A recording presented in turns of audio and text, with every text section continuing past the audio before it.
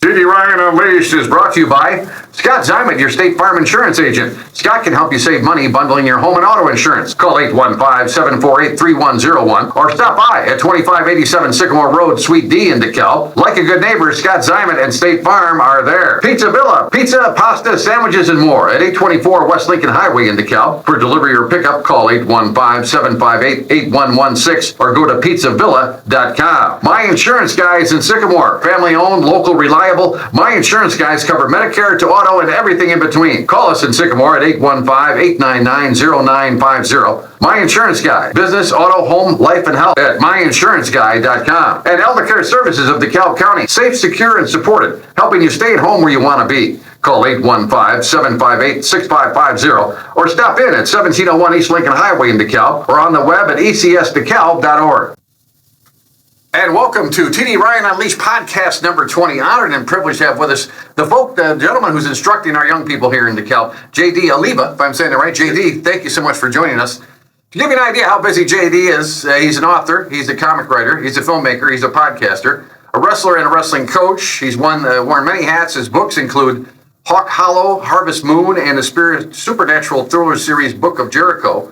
And in addition to that, his comics include Deluge, Red Sunrise, and Shun, have won multiple awards. He also co-hosts a Superhero Speak podcast series, writes professionally about wrestling, lives here in DeKalb with his son and his lovely wife, teaches wrestling at DeKalb High School, and by the way, is also the graphics and video production instructor at DHS. So that's all the time we have for JD. Thanks for joining us. But you've been cloned. JD, you live the premise where I say there's not enough time in a day to do what I need to get done, and yet you continue to crank out production after production. I have ADHD, so I can't slow down. I feel guilty if I don't do something. I listen to those things like I left Superhero Speak podcasting a while ago. I do have another podcast I do about pro wrestling. We're on a hiatus with that because my friend left the military and he's starting a new life. So we'll kick that back off in the fall. So I do keep myself pretty busy. I mean, I don't know. I get all anxious if I'm not doing something. Okay, and how do you explain to people when they say I don't have time to do that, or I asked you to do this podcast and somehow you found time to come join me to do this? That was late, but I mean, again, it's life is one of those things. Well, teacher in the summer, got tons of time. So I mean, that is the truth. But I mean, if something is important to you, you find the time to do it. Well, we appreciate it. We want to talk about all your endeavors, but let's talk about teaching over at DeKalb High School. I am so thrilled. I hope you teach the kids at DeKalb High School how to use their time efficiently the way you do, JD. That would be impossible. I'm just trying to get them to use their time, period. That's a very honest answer for you. But you teach graphics and video production over there at DHS. Tell us about that, because I understand you restarted the Barbcast. Tell us what the Barbcast is, please. So when I got hired to do Barbcast before I actually became a teacher. So my background is in film video production, and I worked full-time freelance for about 15 years. And then we scaled back when my son was born. I was like, well, you just be a stay-at-home dad, work nights and weekends, and take care of the kid. So I did that, and then when he got into kindergarten, it was kind of like, all right, I need to do something else. And then Peter Goff, the ED over there, is like, hey, we're trying to get this thing going. We're trying to get live streaming for the sports going again. I've got all these crazy ideas, but I just don't know how to do it. So he's like, how would you be interested in it? And I was just like, sure. I thought it was just going to be a little side hustle. I've been at the school since 2016 when Sam Hyatt got the head coaching job. He brought me in. We were roommates in college. We both wrestled together at NIU. Oh, is that right? Yeah, so he's one of my best friends. And so when he took over at his alma mater, one of the first things he did was bring me in, which I've been ecstatic with. This is the fourth high school I've coached at, and this will be my 10th season. Wait, Peter Goff wrestled? No, Peter didn't wrestle. Oh, no. He was a basketball player. Sam Hyatt. Right. But Peter's our AD, and so Peter asked me to do this. This is 2022. Okay. We started doing that. So that next year, and then a couple months later, job opened up to teach video production and graphics at the school, and there's not many people around that have more experience in that world than I do, so we just made it work out where I'm teaching graphics and video production now. And then we really got that going 2 years ago. What we do is we have a totally student-driven, essentially film video production studio thing. It runs through both our graphics and video production classes. Me and Jeremy Schultz kind of run that. What we do really is we have a crew of kids, and they stream most. I'd like to get more, but at the time we're starting to stream our sporting events, football, basketball specifically. We've done some wrestling. We did the state badminton tournament, which we hosted DHS. So, and it's 100% student driven. The kids are running the cameras. The kids are doing the commentary. The kids are directing. The kids are doing everything. And Jeremy and I are just kind of sitting and just kind of motion them around. We teach them how to do it, and we kind of just advise. So it was really nice because, I directed in the first year, and the second year I really handed it off to the other kids, and they did a great job with it. So it's pretty awesome. We just got a $45,000 Title IV grant, so we were able to take our meager production equipment that we had and completely redesign it. Like, we have brand new cameras, brand new stream equipment, brand new audio equipment. We have a jib, we have a Steadicam mount. Like, it's impressive. I literally say we have one of the best setups in the entire country right now, and it's pretty awesome. We both got honored. Jeremy and I both got honored by Huddle TV as one of the top programs they use their platform as far as streaming goes. We got to actually speak at a conference last year. Tell us a little bit about Huddle TV, what Huddle TV is. So Huddle is like the premier name in streaming of sports. Typically, it was always used as like game footage and stuff like that. And within the last 5 years, they've really kind of branched out into streaming. And they basically, what they do is they offer you a chance to stream your games using their software. And they really stripped it down to make it really, really user-friendly, where you can just use a laptop and a computer or a laptop and a camera and go from that way. What Jeremy and I do is we actually use the Huddle platform, and then we kind of circumvent all their stuff, because they have all virtual setup, like virtual board, virtual, camera switcher. So we import our own stuff, but we use their software as a means with which to kind of broadcast the stuff out. So they'll do a lot of the advertisement for you. They put you in a network, which is great for them. So we're not just kind of, right, they have content, right? You give them content. Yeah, exactly. We're providing content. They're putting it out there. We're not just throwing pebbles in the YouTube world and drowning. So that was a really great pickup for us, because we actually got a nice little group of people that kind of know what they're doing on the inside. And then we provide what I really feel is a top-notch product. And they even said our first year, like, you guys are one of the top programs that we have using this program in the country.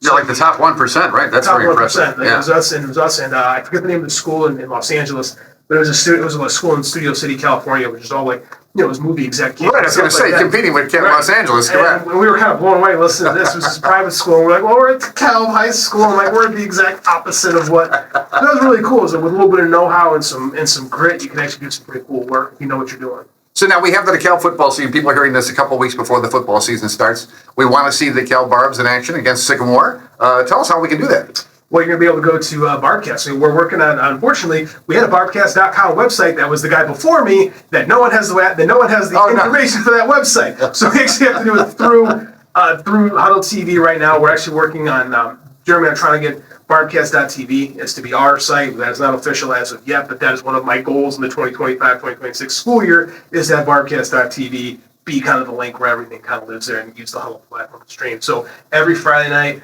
home games for sure. We're working on travel games because we have a bunch of new equipment, but we don't have a truck or anything yet to drive stuff around. So what I'd like to do is to say every week you can watch us on Huddle TV. Right now it's all the home games. Hopefully by the mid-season that can change, but that's really up in the air right now. We might as well be starting everything fresh with all the new stuff that we have. I love that. And the kids are doing 100%, like you say now.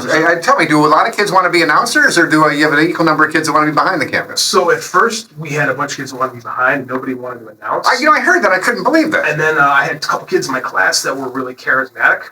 And I said, hey, why don't you give this a try?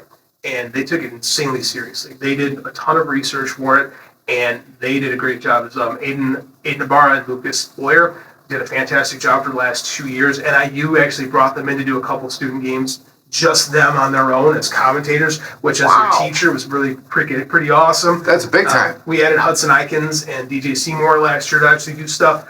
So this year is going to be brand new because a lot of those guys were seniors. So we're going to have brand new kids coming in. I don't know who that is as of yet. So that's part of being a teacher, is you find the next one. And now we got more kids that want to do commentary. And I was really happy that, again, I had a big senior group last year. So I got kids now we have kids going to SIU and down the street NIU, and I got one kid that jumped right into work right away in the freelance video world. So it's really cool to be able to, that's what we do in career technical education classes. We prepare kids to work, and we've got kids that are actually doing work right away, which is pretty awesome. Well, you stole my thunder there, JD, because I was just going to bring it up. No, it's perfect, because these kids, we talked about the practicality of going to school, and then everybody has to go to get a four-year degree. But here's the case, even while they're doing this, you even have kids doing some side hustles. Is anybody doing any side hustle right now? Oh, yeah. Owen Foster, he just graduated from high school just this past May. He was one of my better students for the last 3 years. He actually is doing a lot of freelance work in photography. He really found he had a knack for photography. He's going to work for media services at NIU while doing his own stuff there. Lucas Stubblefield is going to be a senior he's an incredible designer, just a remarkably talented designer. He's creating like graphics that he does for kids for like commitment graphics and stuff like that. He does 100% of the graphics work that we do for, like, if you see DeKalb football or DeKalb wrestling or DeKalb basketball has a game, Lucas puts together all those those graphics. We actually do media day every season where we'll take all the pictures and videos of the kids, and then my class and Luke specifically is creating just these amazing things. And now he's starting to freelance and do it on his own and make some money on the side doing that, which is just, as a teacher, it's the coolest thing in the world to see.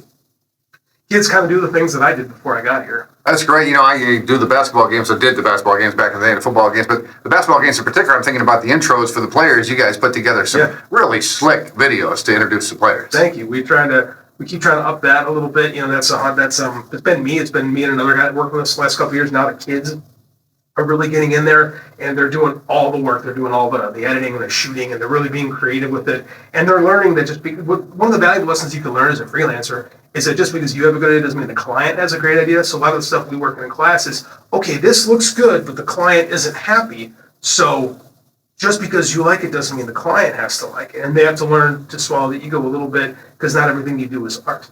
Okay. So that's been something some of the kids have had a trickier time with, but it's great because it's a real life lesson. So you can put your heart and soul into a project, but the client's not happy, you're back to square one. And that happens a lot more than people are comfortable with. And what is that line? I don't know art, but I know what I like, right? So again, you might not have the same interpretation as somebody else. That's what I tell the kids. Very, very rarely will the client tell you what's wrong with something, but they'll know something is wrong with something. So always have a plan B. Like in the classes, I tell the kids, like, if you're going to pitch me a project, sketch up 3 designs. You don't have to like all 3 of them, but you have to think about what if this doesn't work. Because sometimes you're putting an idea together and you find, well, this kind of sucks, and you need something else to fall back on. So if you have different ideas, you can go from there. But it's a harsh lesson that some kids have to learn, but it's super important in the real world. Yeah.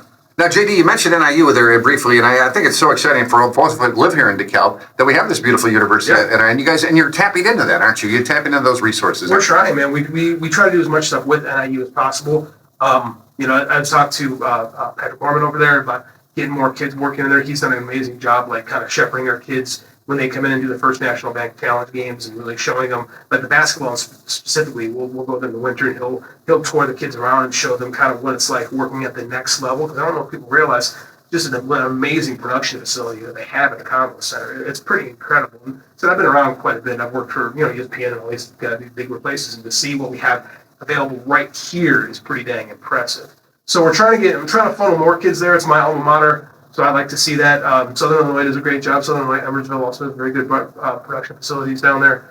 So it's pretty cool stuff. And then I've always Columbia College, which is pretty much the gold standard as far as like getting people into the business in the state of Illinois. Oh, is that okay? So that's the place to go. Okay. It's an expensive place to go, but the rate of putting people to work coming out of college is really high at Columbia. You mentioned the DeKalb Sycamore football games that I always think about on the other side, because they sit people on the one side, and the other side is always bright and sunny there, and your film crew sets up right in the middle where there's no protection from the sun. They sit out there for hours. And that's like one of the things I try to teach the kids is like, sometimes it'll be, this is a real thing on a job. You got to do a job, and they're going to say, okay, go to work, and it might not be a fun place to work that day, or it might not be a good time, or there's going to be rain, or something's going to happen. You just got to, grit and get the job done. I tell the kids, like, you have to get work done. Like, it's not like sometimes just the best effort is just not enough. Like, we have to just close your mind and work and achieve the day. Because sometimes it's not just about making art and making things pretty. It's about getting stuff done and calling it a day. I love it. That's the gentleman who's teaching our young people at DeKalb High School, JD Olivia, talking to us right now. Now, JD, I got to go back into your freelance documentary filmmaking series. You've been in Russia, England, Iceland, and Turkey, just to name a few. Tell us about that. I mean, I don't know where to start. I want to hear about your story about you in Russia. Sure. But tell us about places like Iceland and Turkey. What was it like to be there? It's really cool. Like Iceland was just working a freelance gig. I just got really lucky, even with my wife, and we were able to it was actually just for a travel agent, just collecting footage. So I actually got to go on vacation. Now, we should point out, Iceland's the one that's a misnomer. Iceland's pretty, and Greenland is the icy one, right? That is what I'm told. I've never been to Greenland. Iceland is gorgeous. My wife and I talk about moving to Reykjavik all the time. Seriously? Oh, yeah. If that is like, we've actually flirted with the idea of retiring and moving to Reykjavik. It's such a great city. It's so beautiful. It's such a relaxed environment, and I loved Iceland. Russia, I worked with USA Wrestling in I think 2010. Yeah, 2010, and we were working on a documentary film about the World Championships and the freestyle team that was moving forward there. So for 3 years, I kind of followed the teams around. And 2010, we went to Russia in the World Championships were in Moscow, so I was there for a week. And then 2011, they were in Istanbul. And it was leading up to the Tokyo Games. So it was those 2 years, or the London Games. So it was leading up to those 2 years. Going to Russia was a trip, man. I bet. Well, just take us from off the airport. Were you escorted by the military? I think you said at one point you were escorted by the military. At one point we were. Like, when we got off the plane, it was just me and my director of photography. It was just two of us. So we actually caught, I think it was a cab. I hope it was a cab. We got where we were supposed to go. It was some dude's car, and I don't speak a word of Russian. My director of photography was minored in Russian in college, but he spoke just enough Russian to frustrate people that we were talking to piss them off. So, I mean, like, that was entertaining. But we got to the hostel we were staying at, and the first day we were on set was at this old arena in Russia, and it was Ramadan. So there was, I'm not kidding, there was 1 million people in the square praying before. Yeah, that National Day of Prayer. Okay. Yes. And there was a terrorist attack, not in Moscow, but somewhere else in Russia. It was far enough away that it wasn't a problem, but close enough where it freaked out my wife.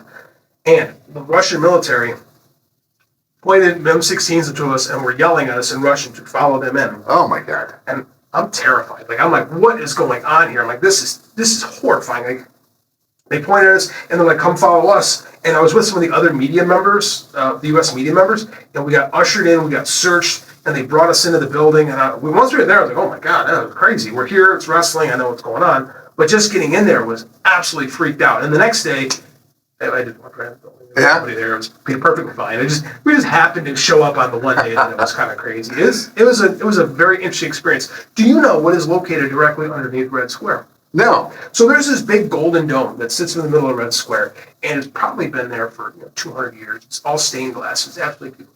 But a lot of Moscow is tunnels, right? Underground tunnels, gets pretty cold in the wintertime. So they don't want you crossing the street. They want you to do these subway tunnels. Okay. So we were doing that. We were walking these tunnels, and we take a left, and all of a sudden, we're in an underground shopping mall.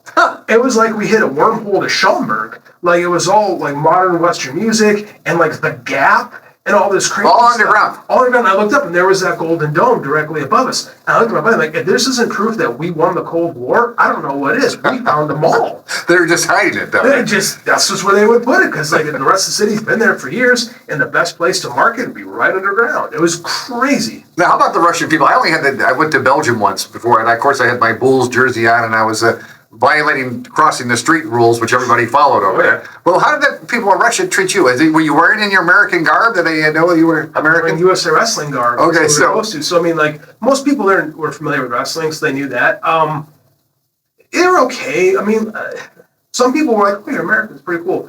Most people were super frustrated with us, because one thing I learned is when you buy something from a store in Russia, they hate making change. Like, if you're not paying with an exact change, they get super frustrated with it. Really? Yeah, I found that very interesting. This is nothing like that, like in the U.S., but like making change really infuriated them. Like, and just, I don't know, it seemed like we were an annoying presence to them more than anything. I remember we met a couple waitresses that were nice and were like more inviting. I'm like, oh, talk about America, da da da.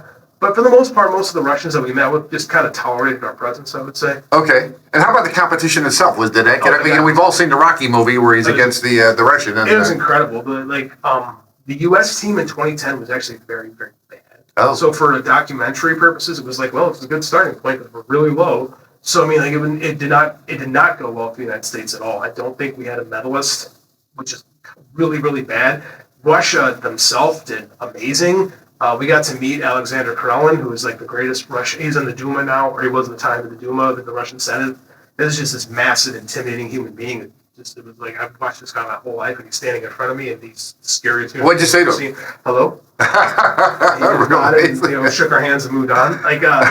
So the competition itself was amazing. It was the most amazing wrestling I've ever seen in my life before my eyes. But as an American, it didn't go very good. The next year we went to Istanbul, when Jordan Burroughs had his breakout performance and won the world title for the first time in 2012. That was really cool. But the first time in Russia was a little dark days for wrestling. Wow. And when you shoot an event like that from a video perspective, it sounds like you get a ton of video, and it's all done with the editing, right? That's where editing is so critical, isn't it? It was essentially a B-roll trip. We just went to just collect a bunch of B-roll. We were shooting. So explain to people, B-roll B-roll is like we're shooting a documentary. We A-roll or prime roll would be like what you with the interviews or stuff like that. So B-roll will be all the stuff that you would cut to. So if you hear my voice and I'm telling a story, a B-roll will be all the stuff that you would see that would not be the talking head portion. So when you're doing that, you're just kind of collecting stuff left and right. We just collected a ton of wrestling, a ton of the guys hanging out, a ton of them walking around, that kind of stuff to cut to. Now, videotaping in Russia, was that a problem when they saw you with a camera?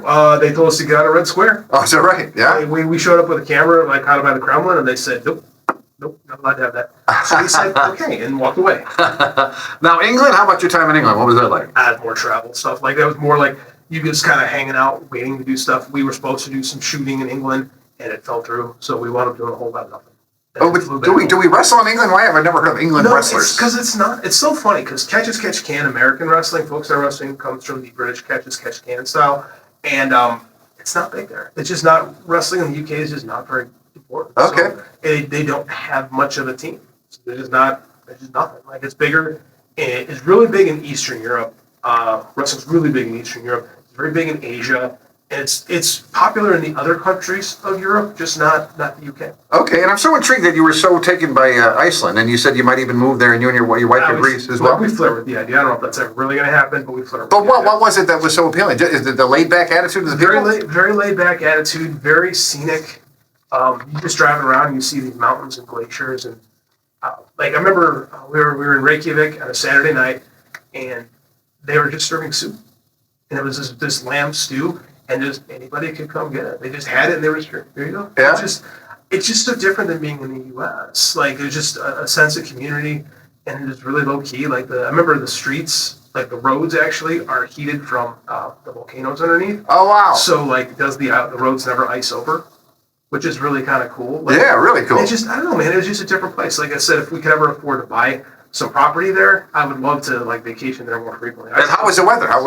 We were there in October, and we went there to see the Northern Lights, specifically the Aurora Borealis, and it was incredible. It was, it was about 50 degrees in October, so cool but not obscene. At nighttime it would get a little cold, but not like stupid. But in the in the wintertime we were told it gets pretty cold. So in the summertime I don't think it ever gets above 65. So I mean, it's like. And you saw the Northern Lights? I did see the Northern Lights. They weren't as present as we were hoping they would be, especially for the purposes of collecting footage and stuff like that. It wasn't. We probably should have gone later in the year, but my availability, because it's wrestling season, I'm never going to be able to make something like that in the winter time. But at the time, it was pretty cool. Like, I remember, it's great. We took our pictures and video and stuff, and they didn't come out as good as I was hoping it to, so I had to kind of doctor it in Photoshop and make it look better than it actually did. But it was pretty cool. Now, 3 things I have written down are comic books, superheroes, and professional wrestling. You're involved in all 3 of those. Let's start with the comic books. What made you do the first comic book? I love comics. I've always loved comics. When I was a little kid growing up, I wanted to. Are we talking Archie, Batman? Superhero stuff. Okay. I was a big superhero fan. I love comic books. I took some classes actually because I wanted to be a filmmaker, like a real filmmaker for a long time, and I did it. I made a really low budget film here in DeKalb when I was on a college. Right? 7 minutes. That's right. It's not very good. I was going to tell you, JD, I watched it. I only saw the second half of 7 minutes. I saw the second 3.5 minutes. I was 25 years old trying to figure out what I was going to do with my life, and we made it for like $10 million. So we got it done, and then I made another film in New Orleans in the summer of 2008, gothic horror film with John Wesley Shipp, who was The Flash on television, 2-time Emmy winner. Wow. It was better, but the experiences of making it, I didn't enjoy filmmaking as much as I thought I would. So I always wanted to be a filmmaker until I was about 30, and I'm like, I really don't like this. I really don't like having to. Was it monotonous? The monotony of everything having to be just so, no, especially a horror film. I like the process of working. I don't like money. I don't like dealing with money. I didn't like having to find, like being an independent filmmaker. You got to find money. Where does the money come from? And I was dealing you got to deal with a lot of shady people who are kind of unethical, and I just didn't like it. I didn't like the people I was with. I didn't like the long days on set. I didn't like the type of environment it is. And I met a lot of people, and none of them were family guys. Like, and they said it's really hard to have a family in this world. And after I got Grotesque, my second movie done, we did really well in some film festivals, and I talked to some people from Sony, and it was like, there were some opportunities. But at the end of the day, I was like, I just don't want to do this. Like, I didn't enjoy myself at all, but I still had all these stories in my head, and I love comics, so I decided maybe I should try writing comics. So I took some classes in that. And graphic novels, I guess is the term we use. That's a snob term. Anyone who's actually in the business calls them comics. Oh, good. So I did a handful of comics that went pretty good. I went through a thing with DC Comics for a year, developing a story, and it went nowhere, which is, the nature of the beast. And I kind of decided I don't really want anybody to dictate what I can or can't do. I'm very independent minded. I very much like to do my own thing. So that kind of, while I was working with DC for a year, I couldn't invest in anything comic wise because everything was tied up into that. So I started playing with writing a novel. And it turned out I really enjoyed that because that costs next to nothing. Like, I don't have to pay an artist. I don't have to fundraise anything. I can just sit down on my computer and go to town. And that's really where I found myself really at home and happy. I remember reading about a favorite novelist who said, "I don't like to write, but I love to have written." Do you like to write? Or? I do like writing. I don't like thinking about having to write, but I love sitting at the computer and just going. Like, when I was stay-at-home dad, man, that's what I did. Like, the kid was up, I was dad, and then he would go to sleep, and I would just grind. And now that he's 9 now, and I'm a teacher, so my time isn't what it used to be. So I wrote 13 novels in 7 years, and since then I've written 2. They're better. I mean, I'm better at all the practice. It got me better, but it's just, I enjoy the process of writing. I don't enjoy the process of editing. Okay. Editing is misery, because then you have to really go, oh, that's not very good. Because it sounds really great when you're doing it. The process of having completed something, you feel fantastic about it. Then you go back and you read oh, this sucks. Yeah, I was a journalism minor in college, and I used to take that red marker and start putting what are you doing? I go to my editor, and here he goes, okay, this is good, this sucks, this is not great. This could be better if it was here. And then you're like, he's right. And then you got to go do it. And they come back and it's much better like that. But the process of it can be a little much sometimes. Well, I won't give you much longer, but I want to mention the professional wrestling because, when I grew up in the 60s, we had Moose Cholak and Vic and Crusher the Bruiser and Crusher. And we used to watch it on a little black and white TV, Channel 26 out of Chicago, Bob Luce wrestling. With Vince Gagne, or Vern Gagne was always his champion, a balding middle-aged man who was always the champion selling his Vern Gagne powder drink. But I got away from it for a while, and then Hulk Hogan and the gang got me back into it in the 80s. And talk about I know or maybe you're a historian of wrestling, how it's evolved, and it seems to have ebbed and flowed like a lot of professional sports. For sure. I am a historian of professional wrestling. So you knew the guys I was talking about. Yeah, no, I am. I have, during the pandemic, actually, I got a job writing with wrestling, Viking Media, and a site called WrestleJoy, and I wrote with Fan-Sided. So I did a lot of freelance pro wrestling writing. I started amateur wrestling is a hard sport to get into if your dad didn't do it. My dad did not. I was a pro wrestling fan, and we had PE, and this is in the 90s, we had PE gym class, and I was just, grabbing people and doing WWE stuff, and my teacher was like, you should get into real wrestling. And so it interested me, and then I saw the NCAAs on TV, and I was like, oh, this is cool. But that was my avenue. But so I've always been a pro wrestling fan. So it's always just been a little hobby of mine on the side that I pay attention to. And I just have to remember, I'm one of those guys who can rattle off facts. But instead of baseball, I just do it with wrestling. So, so the sport of professional wrestling, or the entertainment aspect of it, it was actually really big in the 80s. It was before Hulk Hogan really got popular with WWF. Like in the early 80s, there was this big onset across the country and the various regional spots. Super popular in New York, super popular in Texas, super popular in the Minnesota area with Gargano promotion. So and then down in Georgia, so you had this big wrestling war that happened in the mid 80s.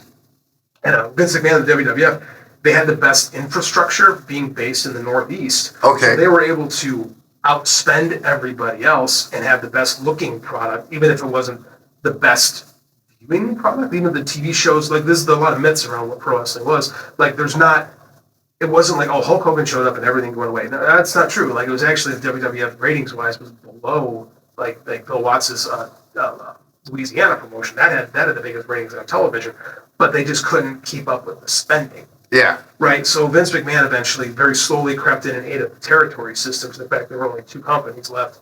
And then was WCW was the other one? Right? And actually Jim Crockett Productions, it took on the name the NWA. And then when they went out of business, then they went out of business in the 80s and it became WCW under Ted Turner. And the Time Warner merger of 2000 really was the kind of the fork that was stuck in WCW because they didn't really want to own a pro wrestling company. So WWE kind of bought the bones of that, and that's where that is. And now there's another major company. So now for the first time in about 20 years, we actually do have competition with All Elite Wrestling. That's formed by Nolan Oregon and Tony Khan, guy out of Champaign. The DeKalb family is a multi-billion-dollar company. Their family owns the Jacksonville Jaguars. So you have two of these major conglomerates now that are competing in pro wrestling, which is the history of pro wrestling and the business of pro wrestling just absolutely fascinates me. Well, you must love the series that they're running now, where they have these long-time rivalries between the two wrestlers. Absolutely. I mean, it's so well done. And you talk about the editing; it's just incredible, the editing of those. Oh, for sure. And that's like, I look back on the stuff that I used to do in college, like video editing wise, it was super influenced by what I saw on WWF or TV. Like all I did when I started, I was telling my son this the other day. When I was in college here at NIU, we learned how to edit on the computer. We were one of the first. I was the first class at NIU to actually do nonlinear editing on a computer. So we had a junk Adobe Premiere set. And I would go to wrestling practice, and I would get something to eat, and I would go right to the video lab with my stack of videotapes, and I would just knock out these little music videos with all kinds of stuff, like amateur wrestling footage, movie footage, wrestling footage, and like that was the business that I started out of college. So I used to do our highlight videos here at NIU, where I would just take videos that we had from media services or stuff that we shot on our own, and Brad Hoy was a huge mentor of mine back then, and I was able to take, super dude. I was able to take that stuff and I was able to start my own company. So like I never had to have a real person's job. Like I just picked up all kinds of like freelance work by doing like highlight videos for like football teams and high school teams. And I used to do the Chicago Slaughter Arena football. I was their video guy. Oh wow! And I was really good at. I learned how to video edit, like montage video edit. It's still one of my best skills, I think. And I learned that from watching WWE television, like how to cut on a beat, how to follow a song, how to follow a rhythm. And those are skills that when we do that for editing in classes, I make sure that I'm super harsh on that, making sure the kids can follow rhythm. I'm like all sports stories, sports, that's what we do, but all stories follow rhythm. All stories are you're telling a story with a music video. Like what's the story? What are they going through? Like feel the song, feel the rhythm. And it's something that I'm super passionate talking about. Yeah, I saw a thing on movie trailers that they said if you know what you're doing, you can make any movie that you want to see it. You want to see that movie better. 100%. You need the right song, just the right clips. And like we do that with kids. I give them a bunch of footage. I say, make this look cool. And I know it doesn't look cool, so do something cool. And usually they figure out a way to make it look more and work. A lot of it is music. And wrapping up the pro wrestling too, I just have to mention about, people talking about the violence and things, but when I see like Make-A-Wish Foundation with John Cena and the Hulkster himself, and to see what that means to the kids, I mean, boy, you can't put a price tag on that, Oh, for sure. Absolutely. The kids I did as a kid love wrestling. A couple of years ago, I took my kid to Comic-Con, and he got to meet CM Punk, and it was like, he was awestruck for about a good 2 hours. Like, I just met CM, like, he was 6. He's like, I just met CM Punk, and he was like shaking at the time. So these are like real life superheroes to a lot of these kids. So it's important. I think a lot of them realize that, know the weight that they carry with kids. And I don't know, man, like I said, as a guy who grew up with comic books, like, seeing the way that they interact with a lot of kids is really cool. Are you happy where pro wrestling is at right now? In terms of the country and the world, for that matter?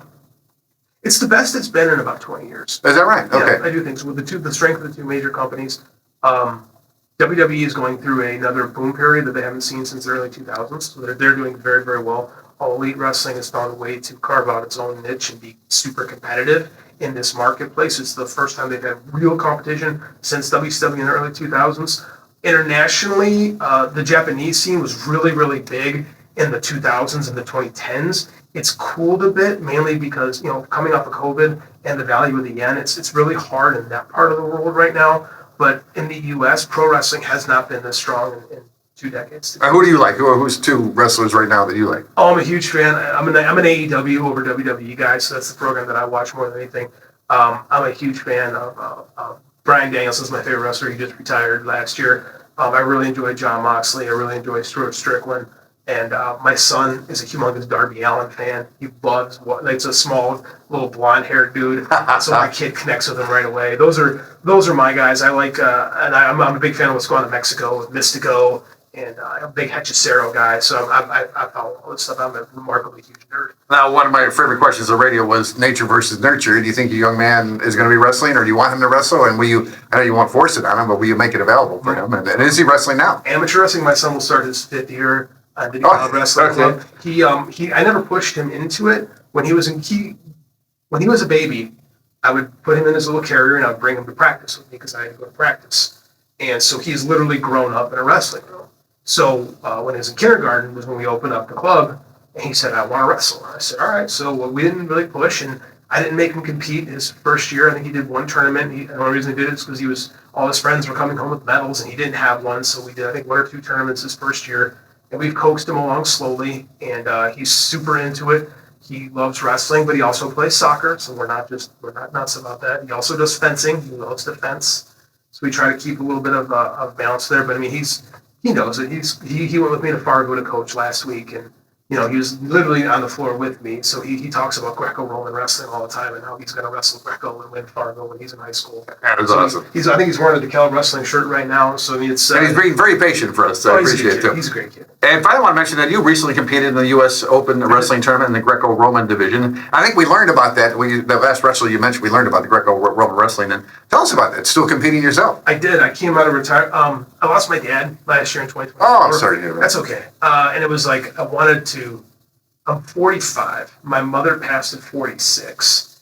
And I just wanted to prove something to myself that I could still go. Because I wrestle with the high school kids all the time. And it's, I am what I am. And I wanted to just go one more time. Because the older kids were like, you should try. They have a veterans division. So I'm like, all right. So I took a year and I really locked in. And I just didn't really tell anybody because I didn't want to look like a fool. So on my own, I just quietly trained and told a handful of people. And I decided to go out to Vegas this past year. And I competed at 100 kilos. And I took 3rd place. I lost in the semifinals to an 11-time U.S. Open champion. Wow. And I'm not happy about it, quite frankly. And then after my 3rd place match, I was like, okay, this is the last match I'm ever going to have. I have to just go out there and just give it all I got. And I did, and I won in like a minute. And I was like, I'm not done. Like, I was at that tournament. I saw a bunch of guys that were in their 40s, 50s, 60s. There was a couple dudes in their 70s that were out there still going. And it was like, these are my people. There's no reason for me not to try at this age when I can still go. Like Coach Ludwig had me in there and I was wrestling with his guys in NIU. Like I went out to Pennsylvania and wrestled with Bloomsburg's team, and as an older guy, I can still scrap with the kids. So, why not? Why not keep going until the wheels fall off? And what weight do you go at? 100 kilos, so 220 pounds. Okay. Because, one of the girls I work with over at Hayes Gym over there, she's on the wrestling team. And what do you think about girls wrestling, and how far does that come in such a short period of time? It has revolutionized the sport. My whole life, I kept hearing about how wrestling is going to die, how wrestling is going away, how wrestling is on the other side of the Title IX argument. And then, and there's always girls wrestling, but post-pandemic, there's been a real effort to push girls wrestling in the U.S. It is the fastest growing sport in the United States. I just got back from Fargo, the big national tournament with the high school kids. The girls, it was obscene from where it was 10 years ago. And I remember when the girls first started coming in, the number of kids that are doing it is just crazy.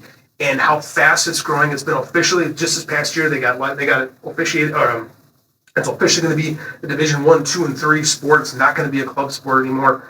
It's given new life to wrestling in the U.S. We've doubled the amount of people that could possibly do the sport. We at DeKalb, we are our two best wrestlers in the kids club were girls. We had 2 girls state champions at the bantam and intermediate divisions this year. Really proud of those kids. One of my son's workout partners is a girl. She's Donna Larson's daughter. Our principal at DeKalb. She's tough as nails. She's one of the most remarkably driven and athletic 8-year-olds I've ever met in my entire life. Wow. I'm a big fan of what girls wrestling is right now and where it could be in the next 20 years. Like, I think it's given a new lease on life in my sport. Well, I tell you what, man, we are definitely going to have you back because it's just amazing what you've accomplished and continue to accomplish, JD. And like I said, I hope you were joking that you can't really instill that in the kids, but I hope that they look at your life and realize how much you can accomplish in a relatively short period of time. Well, I don't think kids know what they can do. So, I mean, the idea is, like, we try to point the kids in the right direction. And then, like, my teaching style is really, I don't crack whip over them. I just try to show them what can be done and be like, okay, here you go. Like, it's really a sink or swim type environment, and the kids that like it they thrive. Like, and it's hard to teach kids how to work hard. Like, I'm a firm believer that hard work is a talent because not everybody can do it. Like, some people can just grind and go to work right away, and other people you have to kind of kick their butt a little bit. And so with some of those kids, you got to kick their butt a little bit. You just got to show them why. Like, why do we work hard? Why do we want to do this? Why can we get better? And those are the kids as a teacher you feel like a huge success for. Like coaching, like when I coached Fabian Lopez in high school, it was the easiest thing in the world. Go beat that kid up. I felt like right coach. The kids that have to figure it out, and then they figure it out, that's when you feel accomplished as both a teacher and a coach. The kid that, like, maybe it wasn't always easy for them. that one day the light goes on and all of a sudden things start clicking, both in the classroom and on the wrestling mat. That's the reason you get up in the morning. That's the reason that you kind of keep going, because sometimes these things are tough and can be a little mentally daunting sometimes. When a kid figures it out and they look at you, go, I got it. That's just like, all right, I did it. I won today. All right. Well, boy, again, there's so many things to continue to talk to you about. Again, their books now. People want to get your books. How can Amazon. they get their books? Amazon. Just go to Amazon. Just go right to Amazon, search for JD Olivia, and then I have 13 books on there right now. You can pick them all up. It's I'm going to be launching a Kickstarter beginning next month for my newest book, Killing the Town. It's a little novella. And it'll be pro wrestling mixed with supernatural. So it's the two things I did the most as a writer. I decided to try to do a story with them together. It's a lot of fun. It's bonkers. So that Kickstarter will launch beginning of September. We're real excited about that. But easiest space, just go to Amazon, check out my stuff. I'm very proud of the work I do. I don't live and die by my writing. It's my passion. It's just what I do for fun.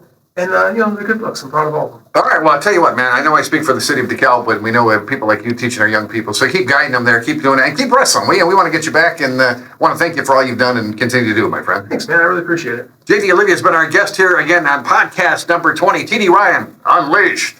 TD Ryan Unleashed is brought to you by Scott Zyman, your State Farm insurance agent. Scott can help you save money bundling your home and auto insurance. Call 815-748-3101 or stop by at 2587 Sycamore Road, Suite D in DeKalb. Like a good neighbor, Scott Zyman and State Farm are there. Pizza Villa, pizza, pasta, sandwiches, and more at 824 West Lincoln Highway in DeKalb. For delivery or pickup, call 815-758-8116 or go to pizzavilla.com. My Insurance Guys in Sycamore, family owned, local, reliable. My Insurance Guys cover Medicare to auto and everything in between. Call us in Sycamore at 815-899-0950. My Insurance Guy, business, auto, home, life, and health at myinsurancegyguy.com. And Eldercare Services of DeKalb County, safe, secure, and supported, helping you stay at home where you want to be. Call 815-758-6550 or stop in at 1701 East Lincoln Highway in DeKalb or on the web at ecsdekalb.org.